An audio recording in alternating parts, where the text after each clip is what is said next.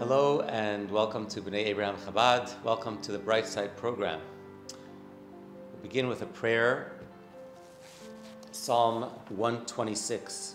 Shir Amalois b'shuva Adonai yashiv hasiyon hayinu kecholmim az yimales chaypinu ul'shanenu rina az yoimru v'agoyim higdil Adonai la'asos im eila higdil Adonai la'asos imanu hayinu semeichim shuva Adonai yashiv yiseinu ka'afikim b'negev hazorim bedima b'rina yiktoiru Haloich yelech uvachai noise meshach hazora v'yava v'rina noise alumoisav. A song of ascents. When the Lord will return the exiles of Zion, we will have been like dreamers. Then our mouth will be filled with laughter, and our tongue with songs of joy. Then will they say among the nations, the Lord has done great things for these. The Lord has done great things for us. We were joyful. Lord, return our exiles as streams to arid soil. Those who sow in tears will reap with songs of joy. He goes along weeping, carrying the bag of seed. He will surely return with songs of joy, carrying his sheaves. Please join me in the mitzvah of tzedakah.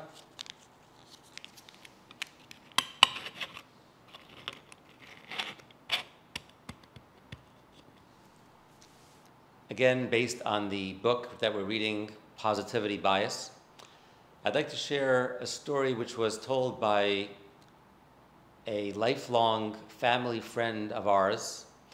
Growing up in Johannesburg, South Africa, we were friends with Louis and Maureen Gavin. And Louis told a story which goes back to the early 90s. Louis runs an advertising agency in South Africa, and he was contacted by Nelson Mandela's organization, the African National Congress. They were looking for an ad agency to help them reposition the organization from being a liberation movement to a political party.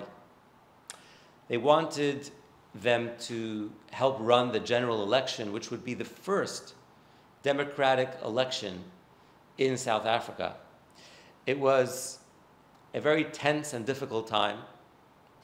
And the very first time that Louis went to the headquarters of the ANC, their Department of Publicity offices, he comes face to face with a massive poster of Yasser Arafat. And immediately, Louis questioned the decision that he had made to work with the ANC. He decided to consult with the Rebbe. He decided to ask for the Rebbe's advice. And he said to the Rebbe, although I have strong anti-apartheid leanings, I feel like their affiliation with terrorists is a problem. I feel like I'm working with the wrong people. And he asked very simply, should I continue working with them or not? The Rebbe gave Louis a blessing for success and advised to use his position of influence, his position of working with them, to influence them for the good. And Louis took this response, took this advice and guidance, and says that he had many opportunities to convince the ANC team to avoid all negative messaging, rather to focus on building a vision of hope, a vision of a better future, and a better life for all South Africans. And at the time, he recalls that there were members of the ANC who were inclined otherwise. He remembers a specific ad that they had suggested. They stole your dignity. They stole your land. Now they want to steal your vote. And bearing the Rebbe's advice in mind, he was able to convince the decision makers at the ANC that rather than wasting resources looking back at the past wrongs, they should rather look forward towards a better future. And this ad was rejected. And he says for the next 4 years, he went into every meeting with a clear and powerful conviction of how to approach the campaign, which was to focus on the good. The lesson for us is that when we face darkness, we should try to become beacons of light. If every good person would abandon all conflict and avoid all challenge, there would be no counterbalance to the prevailing negativity, and we would be left with chaos. Confronting the negativity, confronting the darkness, and reflecting light is certainly the best way to reveal the truth, not by argument, but by shining example, finding the bright side, focusing on the good. Our guest today is Dr. Paul Katz, Chair of Neurology at the Temple University School of Medicine. Welcome to the Bright Side program, Dr. Katz. Thank you. Thank you very much for having me. It's our pleasure. Thank you. Tell us a little bit about your work as a doctor at the Department of Neurology. Sure. So as the rabbi said, I am the chair of neurology. I also run the stroke service. That's my subspecialty in neurology, stroke and vascular neurology. And by virtue of being chairman, I'm also responsible for all of the clinical activities that the neurology service provides for the medical center. Tell us a little bit about how the pandemic has affected your work as a doctor. I assume that early on in March, things drastically changed for you and your department. Sure. So as many of you know, Temple really got hit hard by the pandemic. And honestly, as my wife would tell you, it really hasn't changed any of my personal activities.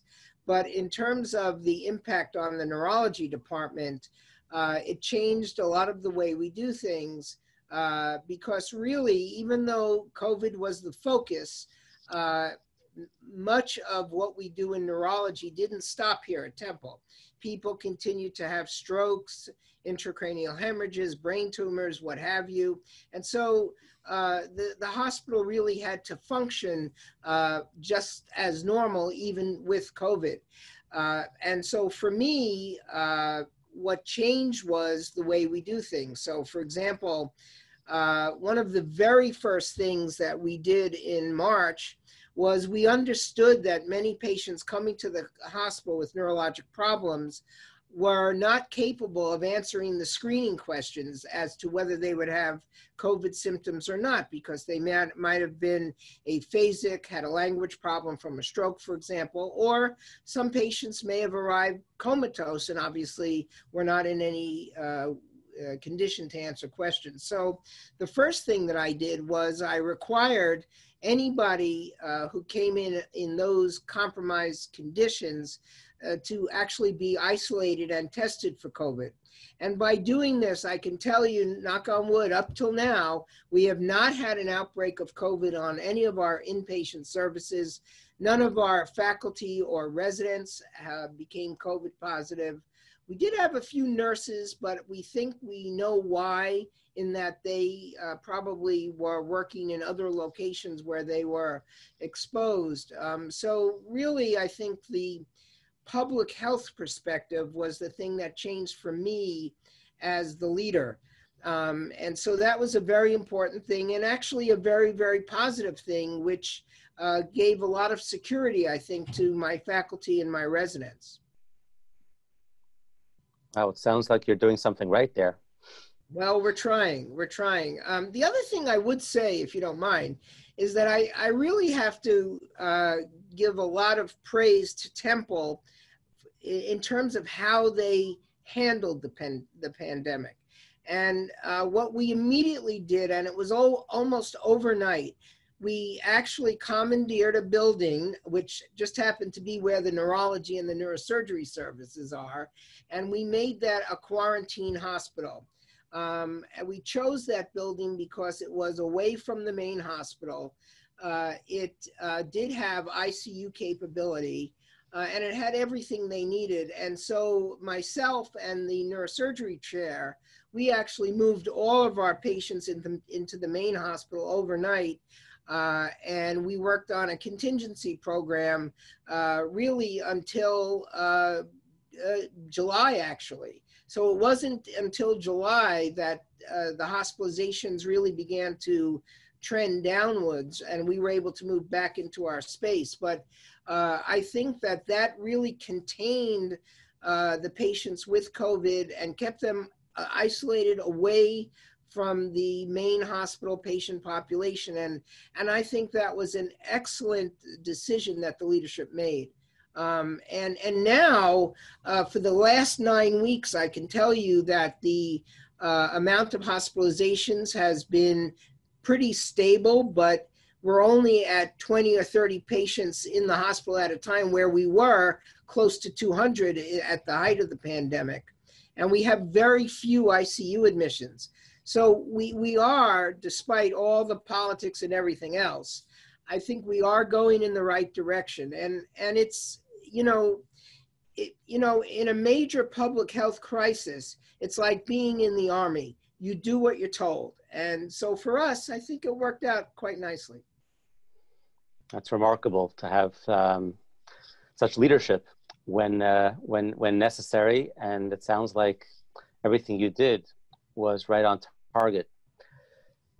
I want to move back a little bit to medicine in general, and talk about how the importance of a patient's mindset, the positive thinking that a patient might have, the positive attitude that a patient might have, and how that has an effect on their physical healing. Have you seen that with your stroke patients, for example, where some have been able to recover better than others based on their optimistic, positive thoughts? So there, as a religious Jew, of course, we all believe in this, and I have to tell you, I have been witness to it. I absolutely do believe that a positive outlook really contributes to one's recovery. And it could be stroke, it could be any other disease that you want to talk about. It is true that there are certain things in medicine that unfortunately are irreversible. We know this. But even in situations like that, I think a positive attitude really contributes to one's well-being, how they, view life, as short as it may be or as long as it may be. I could tell you countless numbers of stories where this has really helped dramatically. In fact, I have one patient in particular who just happens to be a very Orthodox Jew who had a devastating intracranial hemorrhage, and it was on the right side of the brain. And so the behavioral effects were that when this patient started, he had no idea that anything was wrong with him. The right hemisphere causes a syndrome we call neglect, where the patient's unaware of everything that's on the left side of space, and even more so that they may be unaware of this devastating hemiplegia or paralysis that they had. And I will tell you that rather than sending this patient to a nursing home, because he really didn't, meet the criteria for rehab, the family was so insistent, like many religious Jewish families, that they get everything. So I fought and I got him into the rehab. And now he must be out 6 or 7 years. He has a terrible weakness on the left side, but his mind has recovered in such that that neglect syndrome has gone away. He's aware of what's going on. He's intellectual. He has, despite his deficits, a very meaningful life. And I think it was his positive attitude, plus the family who stood behind him and didn't for 1 minute let down. And so it's remarkable to see. And even though I feel very, very badly, he has such a weakness on the right side. When he comes in, we talk about Torah, we talk about Gemara. He has something to say when he comes in. So it's very nice. And, I find that also in terms of positive attitude. For example, pain patients or migraine patients that are devastated and incapacitated by pain. If you establish a positive relationship with these patients and you talk to them and you listen to them, and yes, you use medicines, but it's more, to me, establishing a positive human relationship with the patient that makes those patients better. And I can tell you that my migraine patients, and I see a lot of bad migraine patients, you will never see my migraine patients have to be admitted to a hospital, because they know, rather than come to the emergency room, call me and we'll figure out what would be the best course of action. So a lot of it is not only positive attitude, but also from the part of the physician being able to establish that positive rapport with the patient and be able to listen to the patient. You have to be a good listener if you want to be a good physician. Wow. It sounds like your patients are very fortunate to have that in a doctor, somebody who cares and listens and has that support that they need, even beyond the medical, to look at them as a human being and to inspire them with positivity. Well, that's very kind of you to say. So what have you learned going through this COVID experience over the last 6 months? As a doctor, I'm sure you have a unique perspective to share.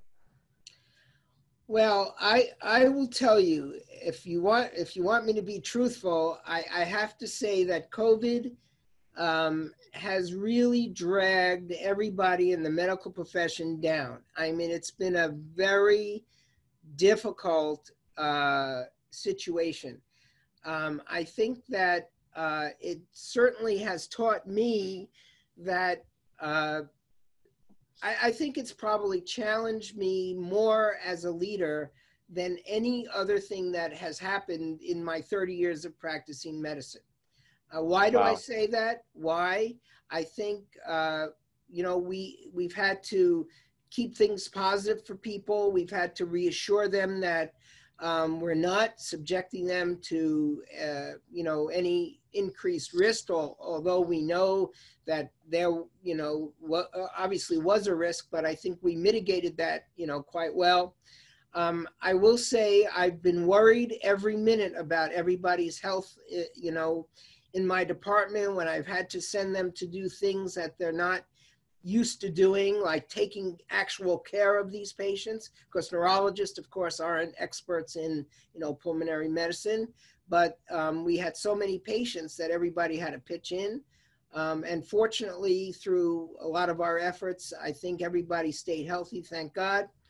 I also think that emotionally, this took its toll, particularly on our trainees, the residents, the house staff. And we did a number of things to accommodate them in terms of their well-being. But even so, it was a very intense experience for them.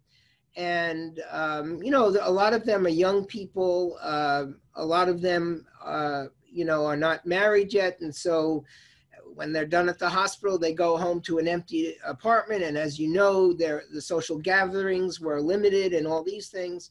So you have to respect that I think for everybody's emotional well-being, we had to, consider that. And, I have a rule that, when you walk in these four walls, you have to put yourself aside and understand that you're here to take care of the patients, basically no matter what.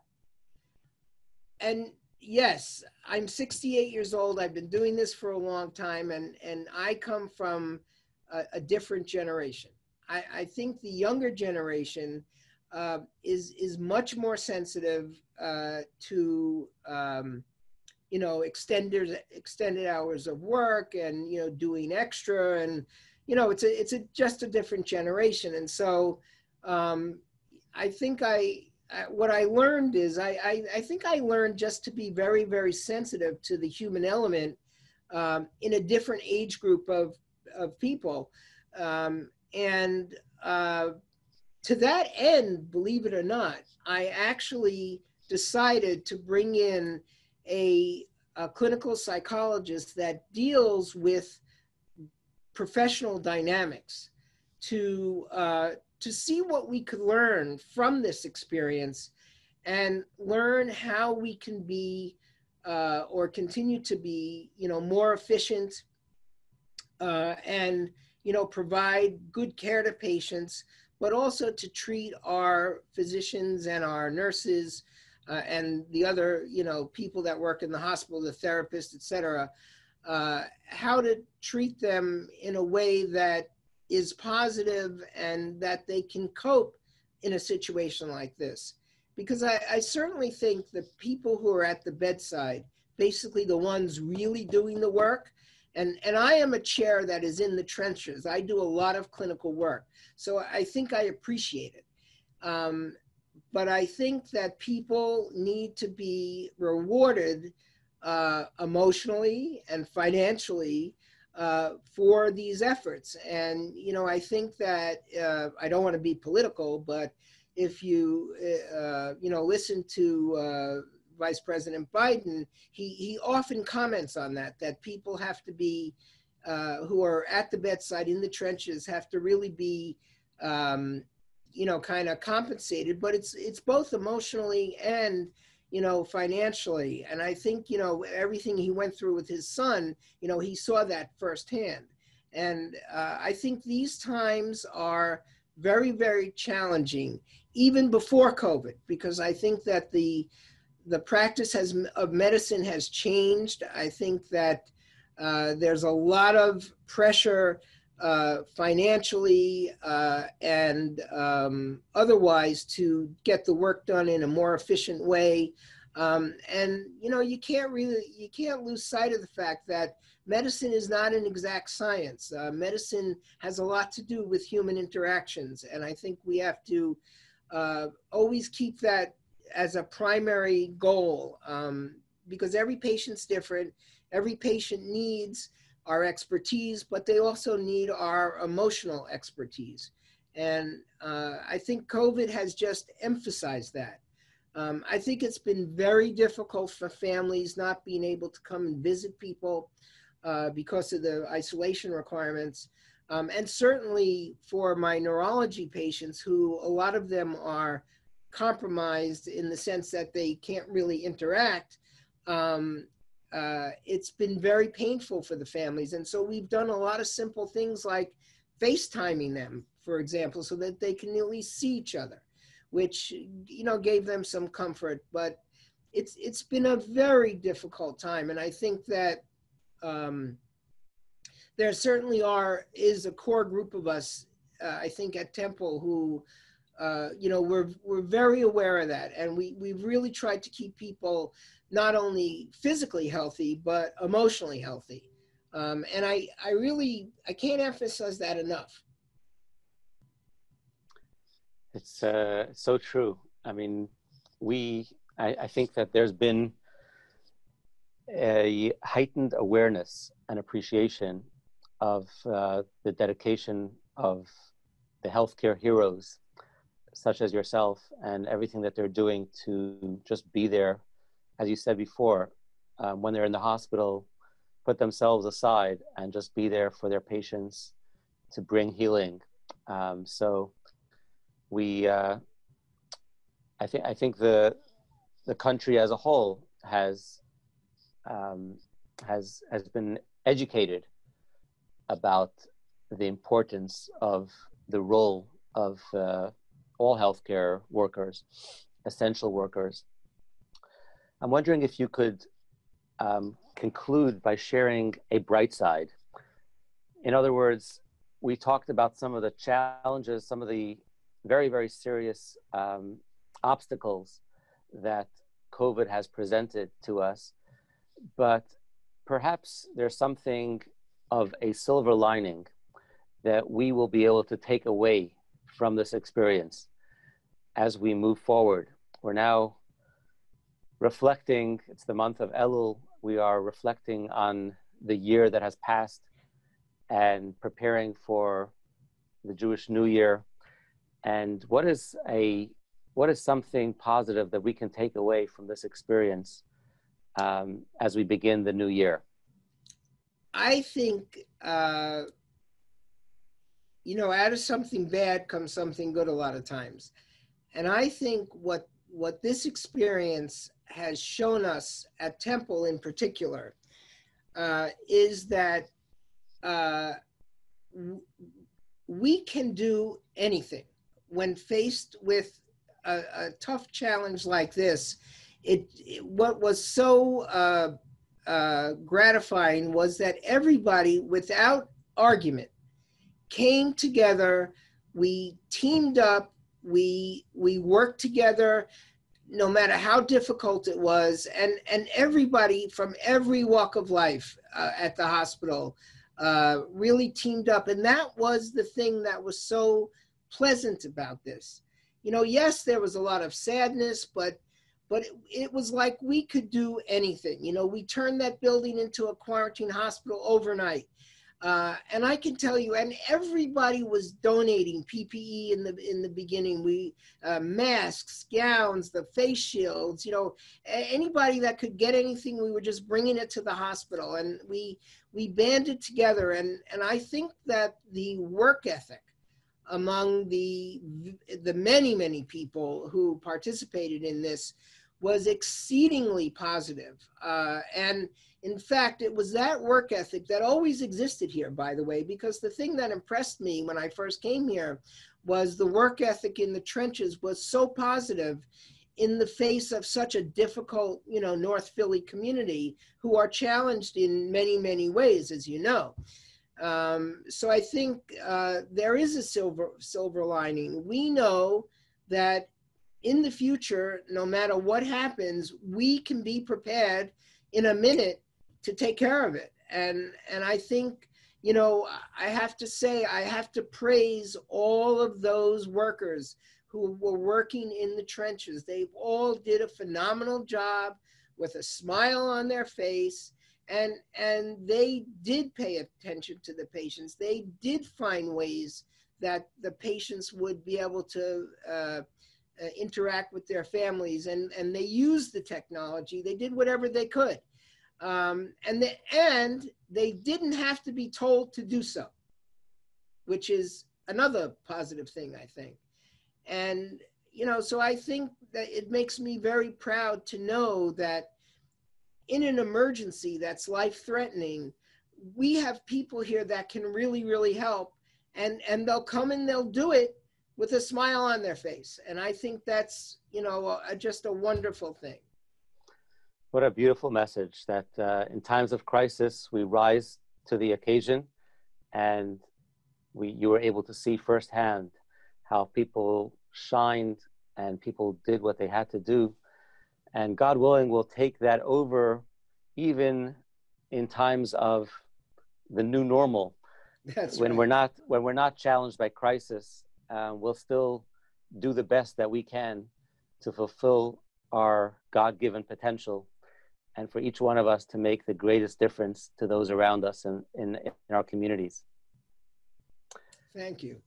Thank you, Dr. Katz. This has been an enlightening conversation, and I really appreciate your time and your wisdom, and taking the time to share this with us for the benefit of the community. Thank you for all that you do, and I wish you a Shana Tova, a happy and healthy, sweet new year. And you too, and thank you so much for having me. I very much appreciate it. All the best. Thank you for joining us today on the Bright Side program. If you enjoyed this program, we ask that you consider even a small contribution to B'nai Abraham Chabad to help these programs continue. I want to thank our sponsors for making this possible and wish you a wonderful week.